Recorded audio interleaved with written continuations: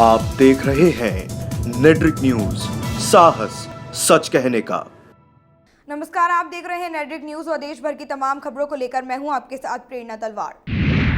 Delhi court ने मुख्यमंत्री अरविंद केजरीवाल को बड़ी राहत दी है। कोर्ट ने केजरीवाल को कांग्रेस नेता पवन खेरा के लगाए गए आपराधिक मानहानि के मामले में बरी कर दिया है।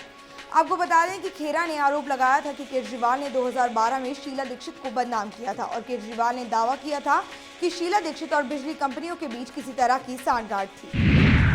योग गुरु बाबा रामदेव ने नए बिजनेस में कदम रखा है। बाबा रामदेव ने धनतेरस के मौके पर दिल्ली के पीतमपुरा में फैशन शोरूम परिधान लॉन्च किया है और इस मौके पर बाबा रामदेव ने ये कहा कि धन्वंतरी जयंती के मौके पर हम देश को 3,500 से ज्यादा प्रोडक्ट की सौगात दे रहे हैं। इसमें कपड़े, होमवेयर और एसेसरीज शामिल हैं। बाबा रामदेव ने ये भी बताया कि परिधान के देश भर में शोरूम खोले जाएंगे। लोकसभा में विपक्ष के नेता मल्लिकार्जुन खड़गे द्वारा पीएम मोदी की तुलना हिटलर से की गई, जिस पर बीजेपी आग बबूला हो गई और केंद्रीय मंत्री रविशंकर प्रसाद ने कांग्रेस नेता मल्लिकार्जुन खड़गे के बयान पर भी पलटवार किया। उन्होंने कहा कि खड़गे साहब पीएम मोदी को हिटलर कह रहे हैं, ये कांग्रेस की हताशा है। आप लोग मर्यादा खो रहे हैं। साथ ही ये भी कहा कि पीएम मोदी ने ये नहीं कहा बल्कि इंदिरा गांधी को हिटलर कहा जाना चाहिए, क्योंकि उनके काम इसी तरह के थे, क्योंकि उन्होंने ही देश में इमरजेंसी लगाई थी। छत्तीसगढ़ से एक सनसनीखेज मामला सामने आया है, जहां भाषण देने गए युवा कांग्रेस के चर्चित नेता राहुल दानी पर जानलेवा हमला कर उनकी जीभ काट ली गई। राहुल दानी साजा विधानसभा सीट से कांग्रेस प्रत्याशी रविंद्र चौबे के समर्थन में भाषण देने गए थे। हमलावरों ने जीभ के साथ ही उनके होठ भी काट दिए और जान से मारने की धमकी देकर वो लोग फरार हो गए।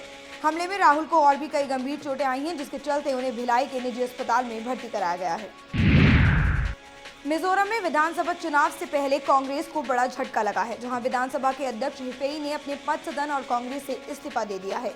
हिफेई ने कहा कि उन्होंने अपना इस्तीफा विधानसभा उपाध्यक्ष आर लालरीनम्मा को सौंप दिया था। साथ ही ये भी कहा कि सत्तारूढ़ कांग्रेस पार्टी छोड़कर बीजेपी में शामिल हो गए हैं।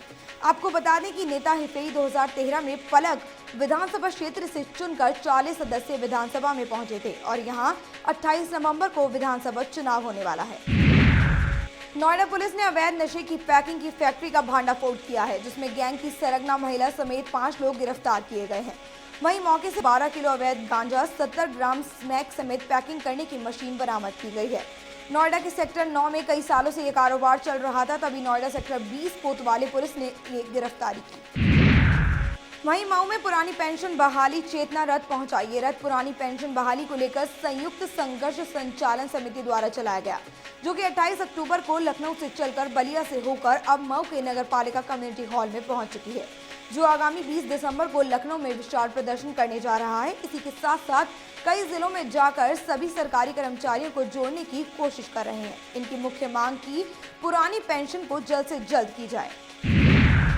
मुरादाबाद में 11,000 वॉट की लाइन की चपेट में आने से 3 बच्चे बुरी तरह झुलस गए, जिन्हें जिला अस्पताल में भर्ती कराया गया, जहां उन तीनों की हालत काफी नाजुक बनी हुई है। वहीं लोगों का कहना है कि 3 बच्चे छत पर खेल रहे थे। इसी बीच छत से गुजर रही 11,000 की हाई टेंशन लाइन ने बच्चों को अपनी चपेट में ले लिया। ये मामला भोजपुर थाना क्षेत्र का है।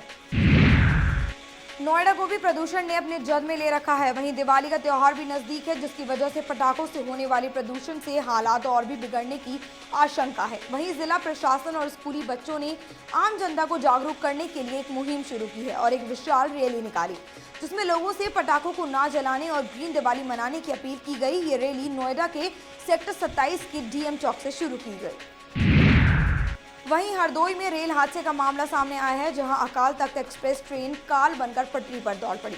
इससे रेलवे ट्रैक पर काम कर रहे 4 रेल कर्मियों की कटकर मौत हो गई। बताया ये भी जा रहा है कि संडीला उमरताली के बीच पटरी पर मरम्मत का काम चल रहा था। अधिकारियों की लापरवाही से ये बड़ा हादसा हुआ। घटना की जानकारी मिलते ही अधिकारी मौके पर पहुंच गए और ये पूरे मामले की पड़ताल में जुट चुके हैं।